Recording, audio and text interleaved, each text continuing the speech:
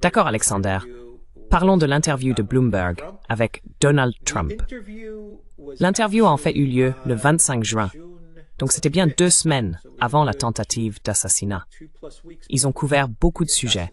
Bloomberg a couvert beaucoup de sujets avec Trump. C'était une interview intéressante avec des réponses intéressantes de Trump. Je me demande si certaines de ces réponses changeront après la tentative d'assassinat. Certaines de ses politiques ou certaines des réponses qu'il a données à Bloomberg pourraient être modifiées ou changées compte tenu de ce qui vient de se passer. Quelles étaient vos pensées sur l'interview?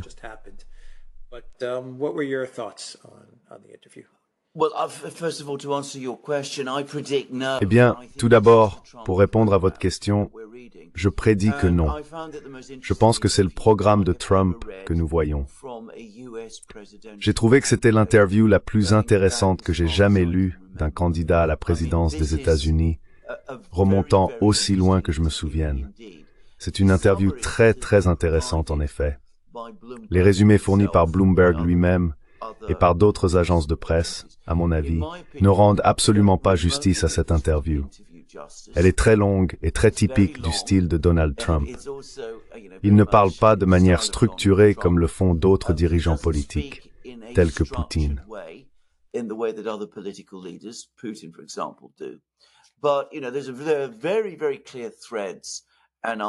Mais vous savez, il y a des fils conducteurs et des idées très claires qui ressortent de cette interview. Ces idées sont entièrement exposées, et si elles sont mises en œuvre, ce qui est un énorme si, bien sûr, marquerait effectivement une rupture fondamentale avec les politiques que les États-Unis suivent depuis des décennies. Ce serait un changement massif dans toute la direction de la politique américaine. Tout d'abord, permettez-moi de dire que Trump a effectivement parlé d'histoire. Ce n'est pas quelque chose que l'on attend habituellement de Donald Trump, mais il l'a fait. Il a évoqué la personne de William McKinley. Maintenant, je pense que la plupart des gens en Amérique ne pensent probablement pas beaucoup à William McKinley.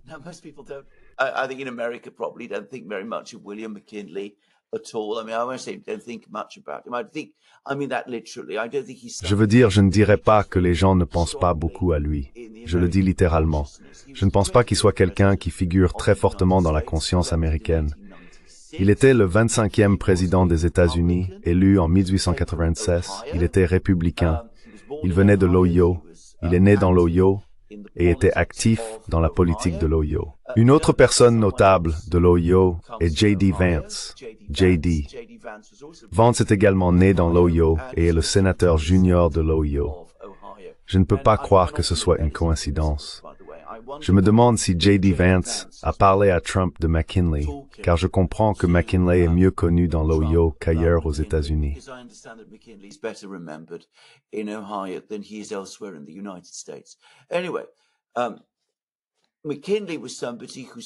Quoi qu'il en soit, McKinley était quelqu'un qui défendait des tarifs élevés, le développement industriel et le soutien à la fabrication nationale. Il était très passionné et impliqué dans cela. Il était entièrement dévoué au système capitaliste des États-Unis. Il n'était pas interventionniste ni socialiste, mais il croyait en des tarifs élevés et en la protection. Il avait un héritage de politique étrangère très complexe et contesté, parce que c'était dans les années 1890 que les États-Unis sont devenus une grande puissance pour la première fois. Ils ont mené une guerre contre l'Espagne, établi une sorte d'hégémonie sur Cuba et ont finalement acquis les Philippines. Je pense que c'était aussi pendant l'époque de McKinley que les États-Unis ont acquis Hawaï.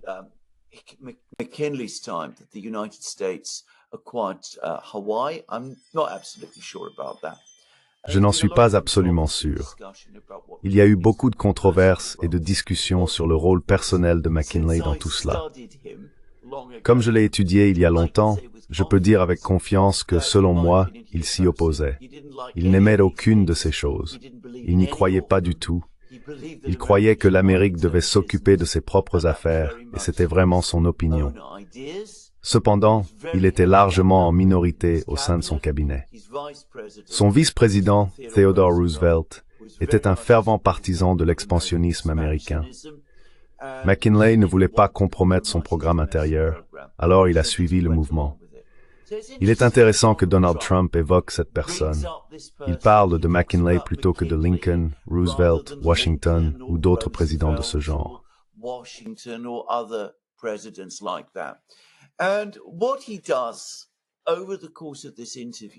Ce que Trump fait au cours de cette interview, c'est exposer un programme économique rappelant celui de McKinley. Tout au long de l'interview, Trump parle à plusieurs reprises de la fabrication et de la restauration de la base industrielle de l'Amérique. Il voit des tarifs élevés et le protectionnisme comme le moyen d'y parvenir. C'est le point le plus important qui ressort de l'interview. Quand je dis des tarifs élevés, je veux dire des tarifs très élevés contre tout le monde. Il ne cible pas seulement la Chine, il envisage également des tarifs élevés contre les Européens. Il désapprouve clairement la manière dont les Européens ont mené leur politique économique.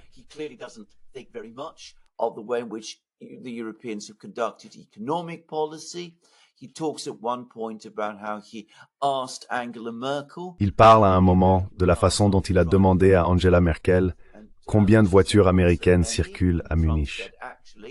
Elle a répondu « pas tant que ça ».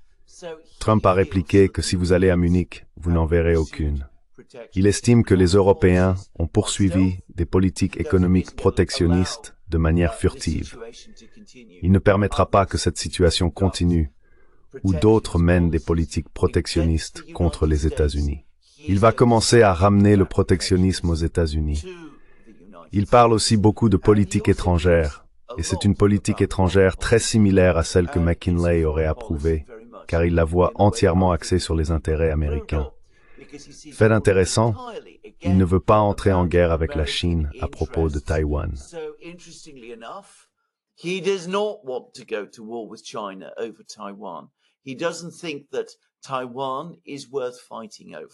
Il ne pense pas que Taïwan vaille la peine de se battre.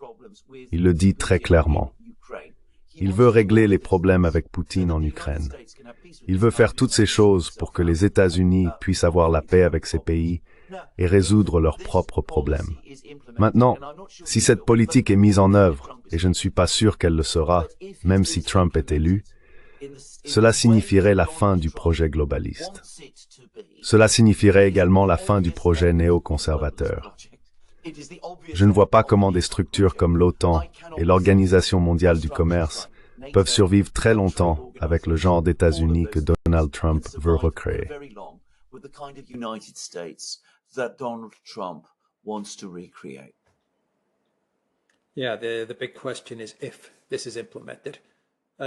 Oui, la grande question est de savoir si ça sera mis en œuvre.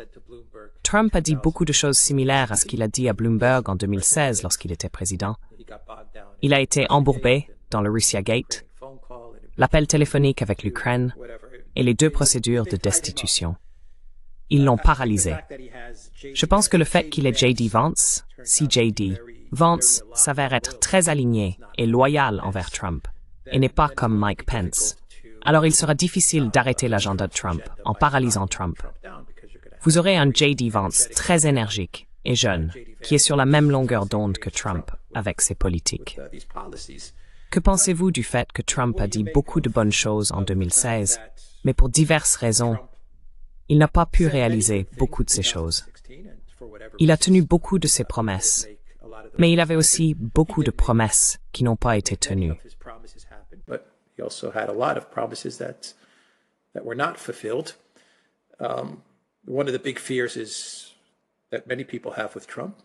L'une des grandes craintes que beaucoup de gens ont avec Trump, moi y compris, ce sont ses choix de cabinet. Dans l'interview, il a mentionné Jamie Dimon comme son secrétaire au Trésor. Beaucoup de gens sont très inquiets à ce sujet. Non pas que Janet Yellen ait été exceptionnelle, mais quand même. Il y a beaucoup de craintes que ce que Trump dit et ce que Trump fait ou est autorisé à faire soient 2 choses très différentes. Et bien sûr, il y a toujours les rhinos et les néocons au Congrès qui travailleront absolument contre Trump. Dans le groupe des rhinos, il n'y a pas seulement ceux qui partent comme McConnell, dont on pourrait dire qu'il a de toute façon terminé. Je considère quelqu'un comme Mike Johnson comme à Reno. Je pense que Mike Johnson est très néoconservateur et fait partie de cette nouvelle école de jeunes néocons, qui pourrait également s'aligner contre Trump s'il met en avant ses politiques. Qu'en pensez-vous?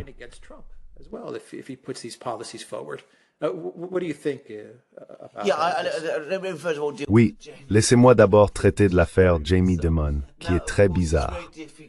Maintenant, bien sûr, il est très difficile d'en être absolument sûr parce que j'ai lu l'interview. Je ne l'ai pas vu parce que bien sûr c'est le genre d'interview que nous avons. Mais de la façon dont je l'ai lu, cela m'a semblé être une blague. Je ne pense pas qu'il le disait sérieusement. Je veux dire, il faisait des blagues sur le fait que, vous savez, un grand nombre de gens d'affaires qui étaient auparavant opposés à lui le soutiennent maintenant. Et Jamie Dimon, qui est bien sûr, je crois, un démocrate enregistré, en fait partie. Et il dit, oh eh bien, pourquoi n'avons-nous pas Jamie Dimon comme secrétaire au Trésor?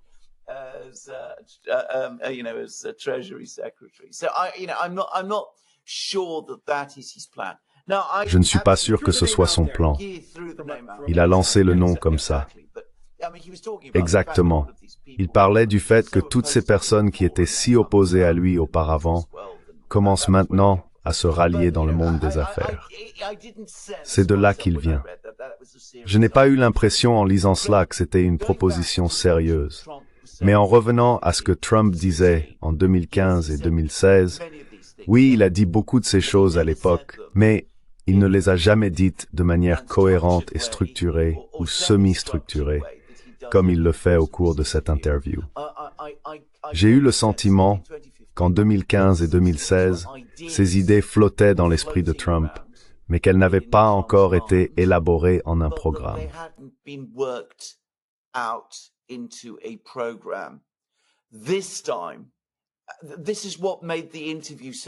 Cette fois, c'est ce qui a rendu l'interview si différente.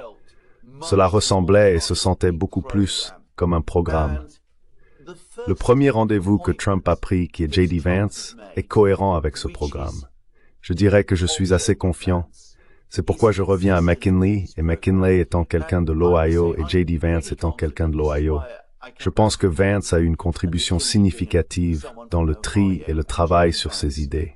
Bien sûr, le Parti républicain est une entité très différente aujourd'hui de ce qu'elle était en 2015 et 2016. À l'époque, il était dominé par des gens comme Trump.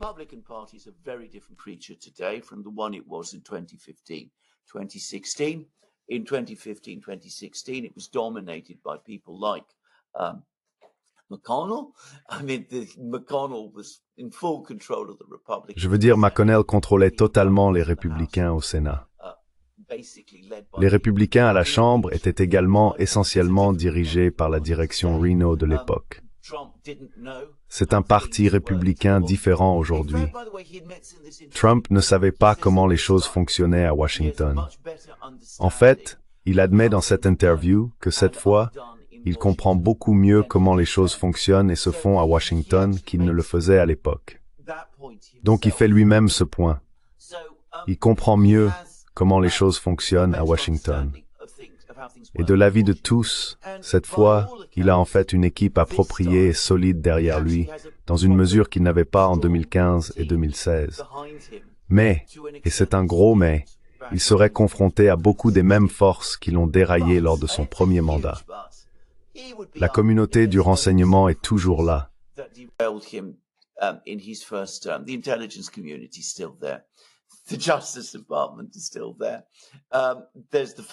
Le ministère de la Justice est toujours là. Il y a les intérêts financiers et les intérêts des réseaux sociaux. De manière très intéressante, il a maintenant inversé sa position sur TikTok. Il veut que TikTok continue parce qu'il le voit comme une concurrence à Meta, à Facebook. Ayant expérimenté ce que les réseaux sociaux peuvent faire, il semble beaucoup plus conscient des problèmes que les réseaux sociaux peuvent présenter. Ainsi, il semble avoir une meilleure compréhension des forces auxquelles il serait confronté maintenant qu'il ne l'avait alors. Cependant, ces forces restent incroyablement fortes, et savoir s'il peut vraiment l'emporter contre elles est une autre question entièrement. Je ne suis pas sûr qu'il le puisse, et je ne suis pas sûr qu'il le fera. mais il déplace de plus en plus l'aiguille de la politique américaine de son côté.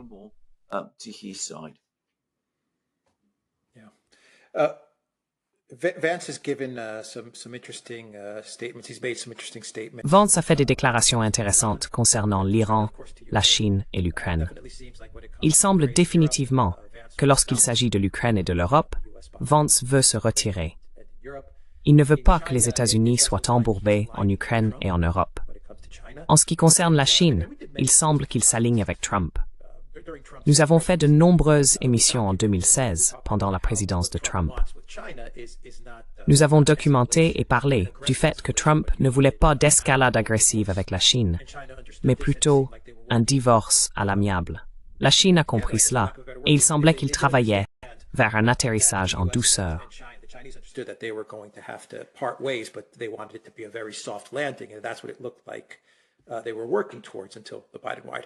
Et c'est ce vers quoi ils semblaient travailler jusqu'à l'arrivée de la Maison-Blanche de Biden. Ils ont intensifié les choses de manière très agressive, parce que c'est ce que fait la Maison-Blanche de Biden. Mais il semble que Vance s'aligne avec Trump sur la Chine. Ensuite, il y a l'Iran. Beaucoup de gens s'inquiètent de ce que Vance a dit concernant l'Iran et le Moyen-Orient. Je suppose que c'est en quelque sorte aligné avec Trump, compte tenu de sa politique au Moyen-Orient. De nombreux analystes attribuent l'escalade en Syrie et en Iran, en particulier avec Soleimani, à Trump. Il était le commandant en chef à l'époque où nous faisions face à la menace de conflit. Je me souviens quand nous avons couvert ces histoires en détail.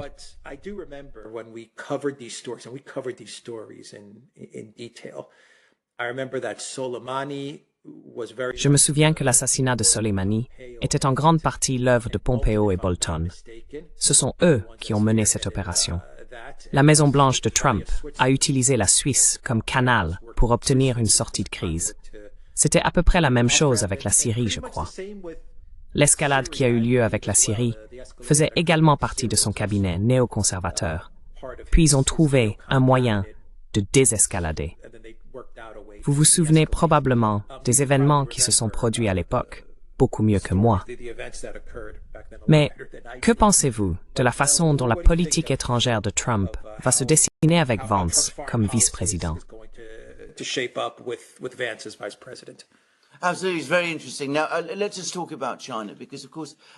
Absolument. C'est très intéressant. Maintenant, parlons de la Chine, parce que bien sûr, Trump en parle longuement dans cette interview. Il fait exactement les points que vous venez de faire, qu'il n'a aucune animosité personnelle contre la Chine. Il s'efforce de le dire. Il souligne que lui et Xi Jinping s'entendaient assez bien. Sur le plan personnel, ils étaient en bons termes.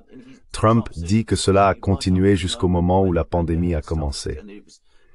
C'est au moment de la pandémie que les choses ont commencé à mal tourner entre eux. Mais jusqu'à ce point, ils étaient en bons termes. Il s'efforce dans cette interview de préciser que son problème avec la Chine est purement économique.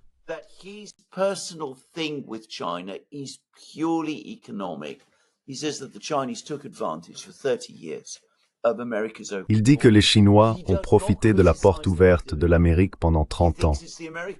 Il ne les critique pas pour cela.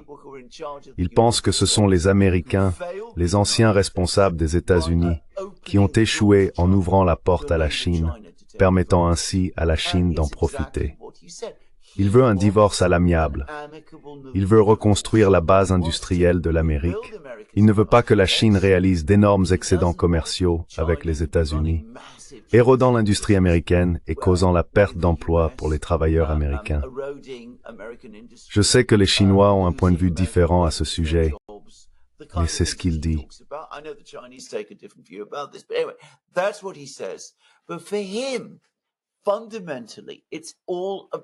Fondamentalement, tout tourne autour de l'économie.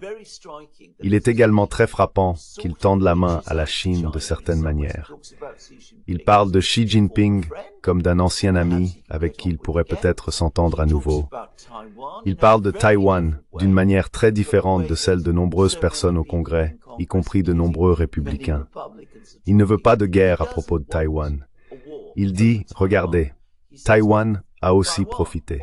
Ils ont acquis la maîtrise de l'industrie des puces aux dépens des États-Unis. C'est un pays très très riche.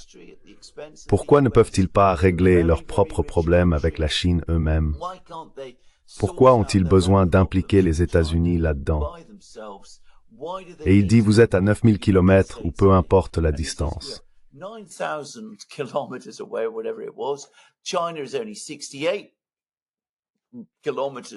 La Chine est à seulement 68 kilomètres de Taïwan. Je ne suis pas sûr que ce soient les chiffres exacts qu'il a donnés, mais ils sont de cet ordre de grandeur. Pourquoi devrions-nous traverser un océan entier pour défendre Taïwan alors que Taïwan est si proche de la Chine? La Chine a un énorme avantage sur nous à Taïwan. Donc c'est une réflexion très pragmatique et réaliste sur la Chine. Il veut des tarifs sur les produits chinois, tout comme il veut des tarifs sur tous les autres produits. Mais il ne cible pas spécifiquement la Chine. Maintenant, à propos de l'Iran et du Moyen-Orient, c'est différent parce qu'il a des sentiments forts à propos d'Israël.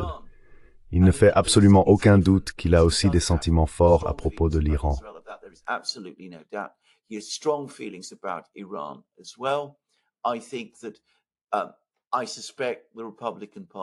Je pense que de nombreux Américains, y compris le Parti républicain, partagent ces sentiments.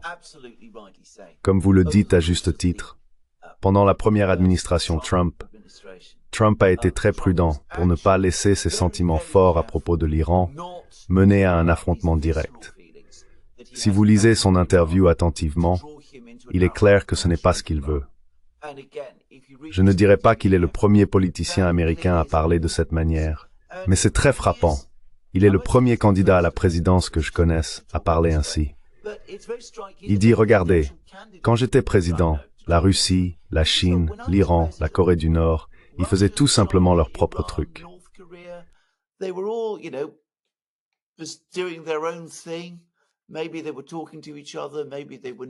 Peut-être qu'ils se parlaient, peut-être qu'ils ne se parlaient pas. Mais nous avons eu des contacts avec tous. Il parle en particulier de la Corée du Nord. Et il dit, regardez maintenant ce qui s'est passé en 3 ans et demi depuis que j'ai quitté mes fonctions à cause des politiques suivies par l'administration Biden. Tous ces pays, ressentant le genre de pression qu'ils ont subi, se sont tous rassemblés et ont formé un bloc. Et comment cela est-il dans l'intérêt des États-Unis?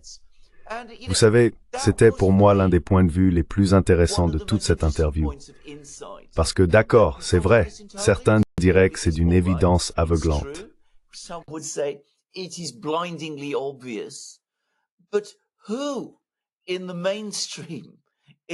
Mais qui, dans les médias traditionnels, aux États-Unis, dans les think tanks ou au Congrès, le dit aussi simplement et directement que Donald Trump l'a fait dans cette interview?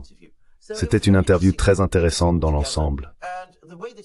La façon dont il parle de politique et de géopolitique en général me fait penser que malgré ses sentiments viscéraux à l'égard de l'Iran, il ne laissera pas ses sentiments l'entraîner, lui et les États-Unis, dans le conflit avec l'Iran. J'ai une impression de Donald Trump après cette interview.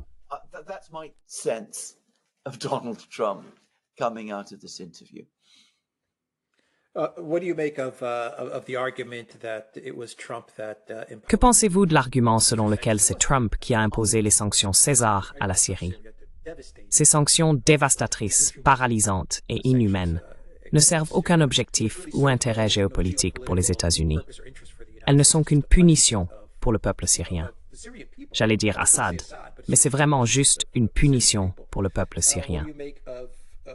Que pensez-vous de l'argument selon lequel c'est Trump qui a intensifié les livraisons d'armes létales à l'Ukraine, y compris les Javelin?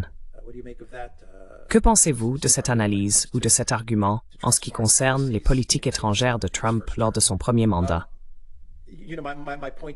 Mon point est que oui, Trump a tenu les États-Unis à l'écart des conflits, mais son administration a absolument jeté les bases pour qu'une Maison-Blanche Biden, très agressive et très belliciste, puisse s'appuyer dessus.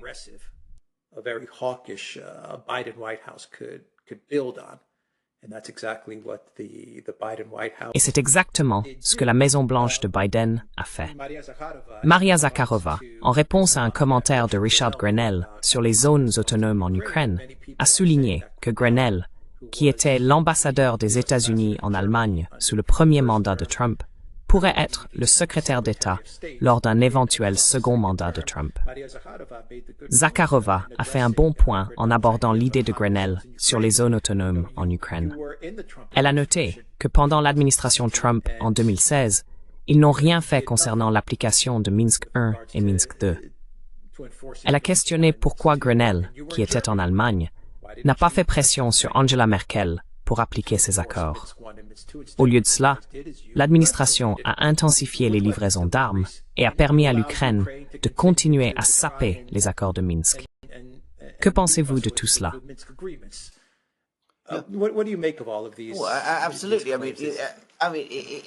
Absolument. Je veux dire, cette idée de régions autonomes, comment réconciliez-vous cela? C'est ce que je vous demande. Comment réconciliez-vous son premier mandat avec l'interview de Bloomberg? C'est un excellent point parce que c'est là que nous rencontrons des problèmes avec l'interview de Bloomberg. Si vous ou moi avions mené cette interview, nous aurions posé ces questions. Mais Bloomberg ne l'a pas fait. Donc, Trump n'est pas vraiment mis dans une position où il doit répondre à ces questions. Nous ne savons pas ce qu'il pense ici. Ce qu'il dit à un moment donné dans l'interview, c'est qu'il n'aime pas les sanctions. Point. Il pense que les sanctions sont mauvaises. Cela semble être une opinion à laquelle il est progressivement arrivé.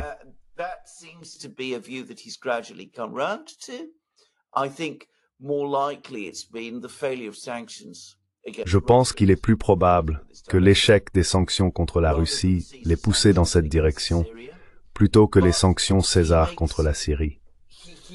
Il fait une distinction entre les sanctions qu'il considère comme un mauvais instrument et les tarifs douaniers qu'il considère comme bons, et la voie à suivre.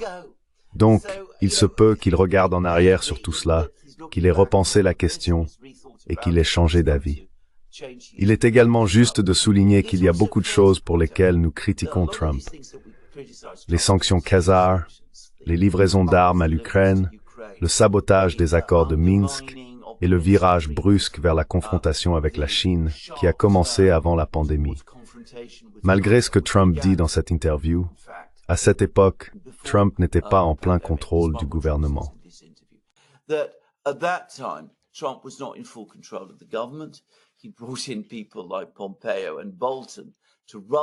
Il a fait venir des personnes comme Pompeo et Bolton pour diriger les choses pour lui.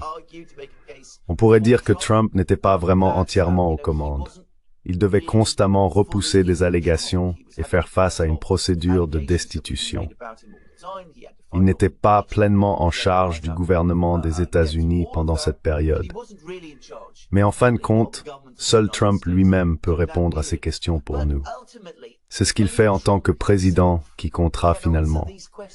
Et c'est là que nous revenons à votre point de départ sur le type de personne qu'il va choisir.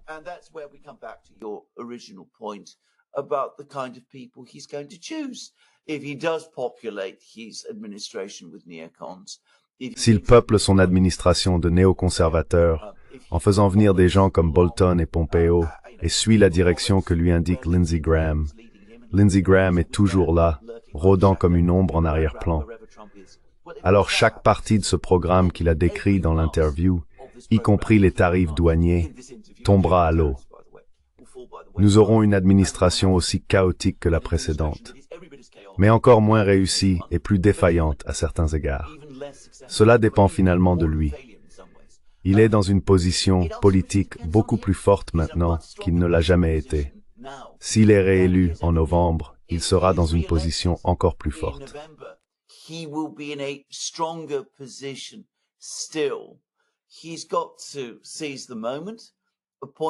Il doit saisir le moment et nommer les personnes en qui il a confiance. Cette fois, le Congrès est beaucoup plus susceptible de les approuver. Le Sénat est beaucoup plus susceptible de les approuver qu'en 2017. Je ne sais pas si vous vous en souvenez, mais tout au long de 2017, le Sénat traînait simplement les pieds pour tous ses candidats à ces postes. C'était une affaire épuisante et horrible. Cette fois, on suppose que cela n'arrivera pas. Comme je l'ai dit, il doit saisir l'occasion et nous prouver à tous que cette fois, ce sera différent. Il semble beaucoup plus cohérent maintenant qu'il ne l'était alors. Il a clairement réfléchi aux choses. Il a une équipe derrière lui et un vice-président très différent de Mike Pence. Voyons ce qu'il fait.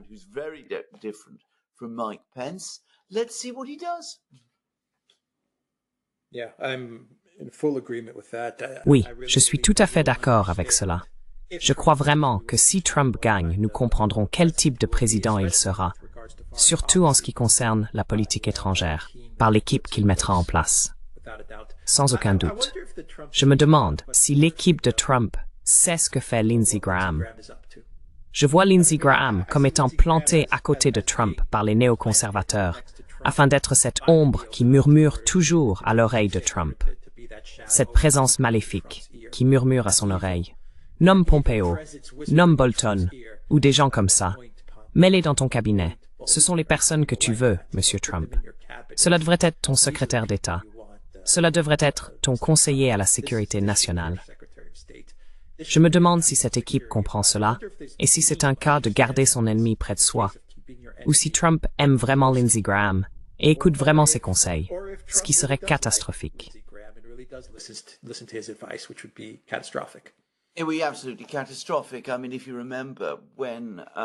Ce serait absolument catastrophique. Je veux dire, si vous vous souvenez quand Michael Flynn a été contraint de démissionner en tant que conseiller à la sécurité nationale de Trump, Trump s'est tourné vers McCain et Lindsey Graham, et il a fini avec McMaster, qui était son conseiller à la sécurité nationale. McMaster prenait évidemment des instructions de Lindsey Graham et McCain plutôt que de Trump. Et puis il y avait Bolton, exactement. Seul le temps le dira. Je suis sûr qu'il y a des personnes dans l'équipe de Trump qui comprennent exactement à quel point Lindsey Graham est une figure dangereuse.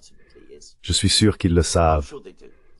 Ce que Trump lui-même pense, s'il estime avoir besoin de Lindsey Graham en ce moment, c'est une autre affaire. Lindsey Graham a du soutien en Caroline du Sud, je crois.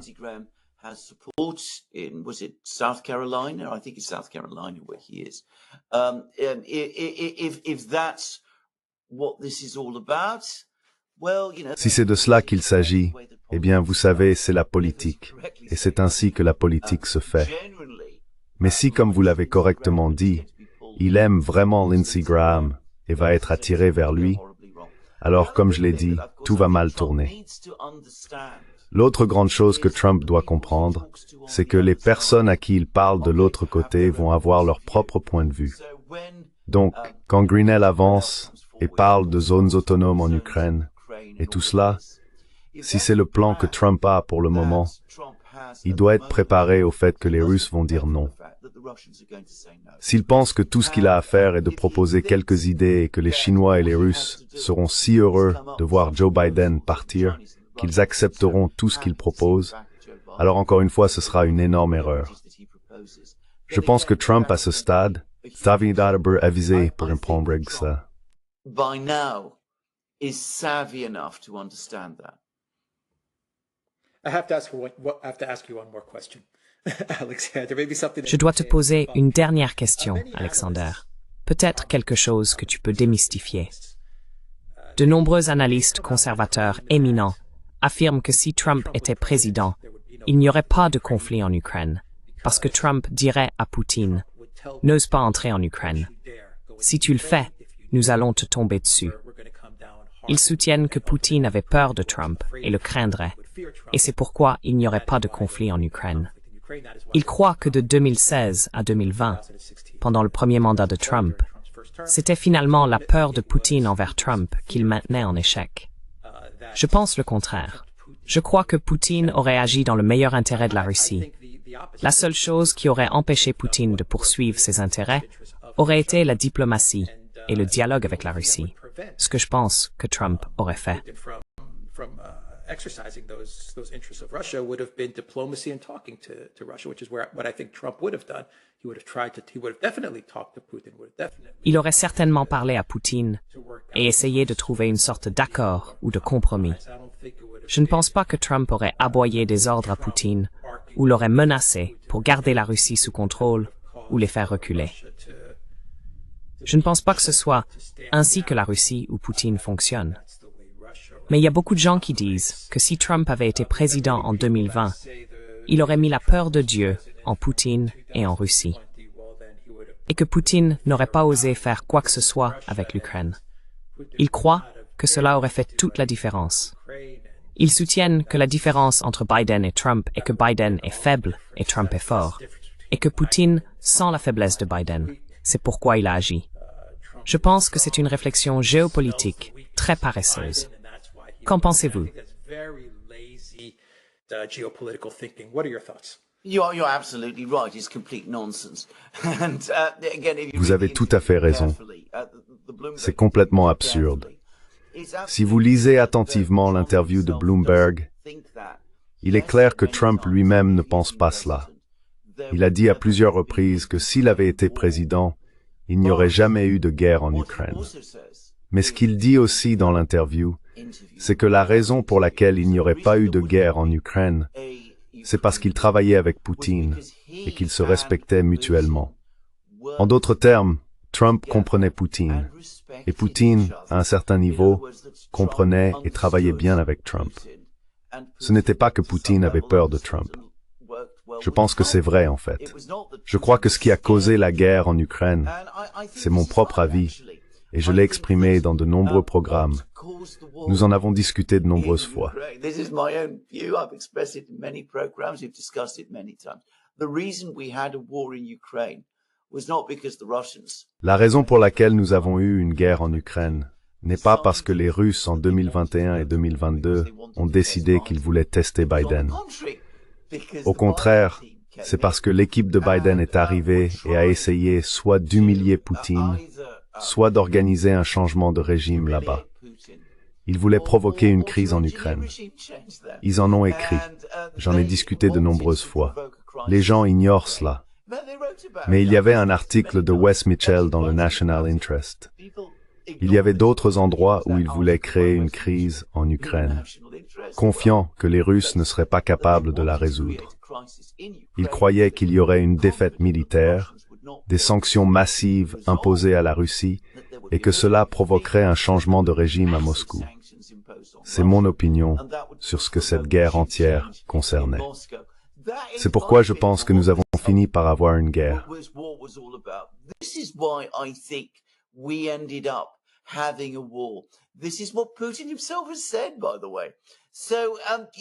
ce que Poutine lui-même a dit d'ailleurs. Donc, vous savez, cela renverse tout. Cela suppose que l'agent principal en 2021 et 2022 était Poutine et les Russes. Cependant, à mon avis, c'était Biden et les démocrates ainsi que les Européens.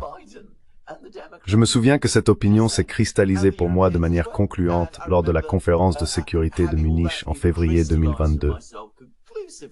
Ils étaient tous absolument ravis à l'idée qu'il allait y avoir une guerre. Ils croyaient qu'ils allaient imposer des sanctions massives, ce qui ferait s'effondrer tout le système économique russe. Ils pensaient que ce serait la fin définitive de cet homme terrible qui avait été un tel problème pour eux.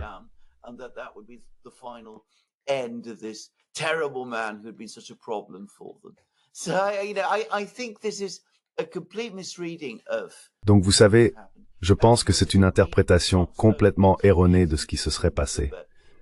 Si vous lisez attentivement la récente interview de Trump avec Bloomberg, il est clair qu'il ne pense pas que Poutine soit une personne faible qui a peur de lui. Ce qu'il reconnaît en Poutine, c'est un leader fort, dur et réaliste. Trump, dans sa propre conception de lui-même en tant que leader fort, dur et réaliste, croit qu'il peut conclure des accords avec Poutine. C'est la perspective de Trump. Il pense que s'il avait été président pendant cette période, nous n'aurions pas eu la crise que nous avons eue. Il n'y aurait pas eu cette rupture dans les relations et une sorte d'accord et de compréhension dans l'intérêt de tous aurait été atteint.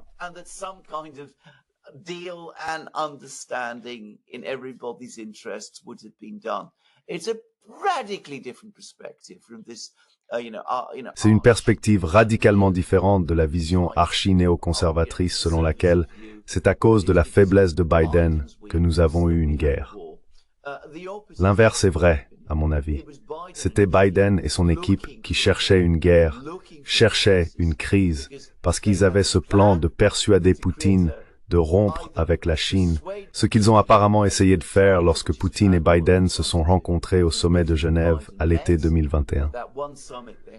Quand cela n'a pas fonctionné, ils ont visé à orchestrer un changement de régime à Moscou, à diviser le pays, à isoler la Chine et à rétablir la suprématie occidentale et américaine. C'était la cause de la guerre.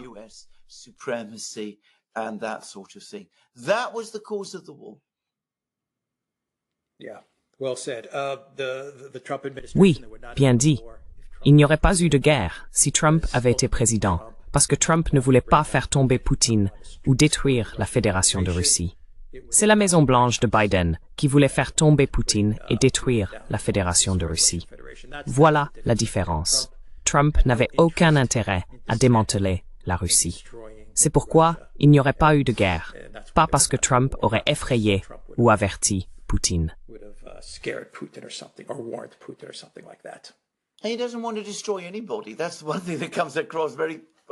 Il ne veut détruire personne. C'est une chose qui ressort très clairement. Peut-être le régime en Iran, dans une certaine mesure, mais pas tous les autres, même la Corée du Nord. Il veut conclure des accords avec eux. C'est ce qu'il cherche à faire, du moins dans sa propre conception de soi. Et c'est une des raisons d'ailleurs pour lesquelles la classe politique, les néoconservateurs et tous les autres le détestent tant. Il ne veut pas renverser Poutine. Il veut conclure un accord avec lui.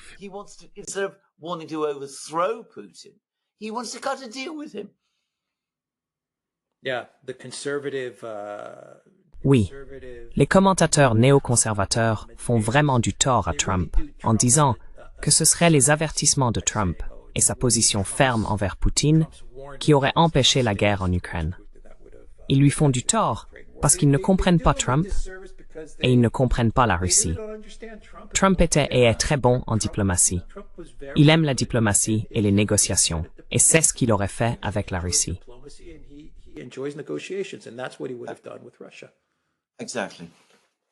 Exactement.